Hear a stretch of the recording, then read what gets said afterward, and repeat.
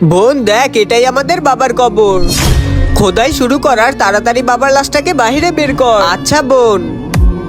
মাওলানা সাহেব, আমার বাবা মারা গেছে 10 দিন হয়ে গেছে। আজকে তার মাগফিরাতের জন্য দোয়া করে দি। আচ্ছা চলো। বোন দেখ, বাবার পা দেখা যাচ্ছে। আরো খোদাই কর আর পুরো লাশটাকে বার কর। আচ্ছা।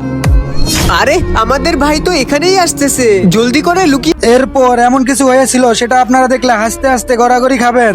তার আগে তুমি যদি তোমার মাকে ভালোবেসে থাকো তাহলে চ্যানেলটিকে লাইক, সাবস্ক্রাইব করে কমেন্টে আই লাভ ইউ মা লিখে যাও। আর যদি না করো তাহলে বুঝবো তুমি তোমার মাকে একটুও ভালোবাসো না। পর আরে বাবার পা দেখা যাচ্ছে। দাঁড়াও, মনে হচ্ছে তার কবর কেউ খুঁড়তেছে। চলো এখান থেকে চলে যাওয়ার নাটক করি। আচ্ছা, ওরা চলে গেছে, চল জলদি করে বাবাকে বের কর। ওই দাঁড়া, তোরা বল, তোরা বাবার কবর খুঁড়ে বাবাকে কবর থেকে বের করলি কেন? কারণ বাবা আমার প্রতিদিন স্বপ্নে আসতো আর বলতো, মা আমাকে আমার কবর থেকে বের করে অন্য কোথাও দাফন করে দে। আমার কবরের পাশে একজন পাপীদারের কবর রয়েছে। ওর যখন প্রতিদিন আযাব হয় তখন ওর কবরের আগুন আর কান্নার আওয়াজ আমার কবর পর্যন্ত চলে আসে। আর এগুলো দেখলে আমার অনেক ভয় করে।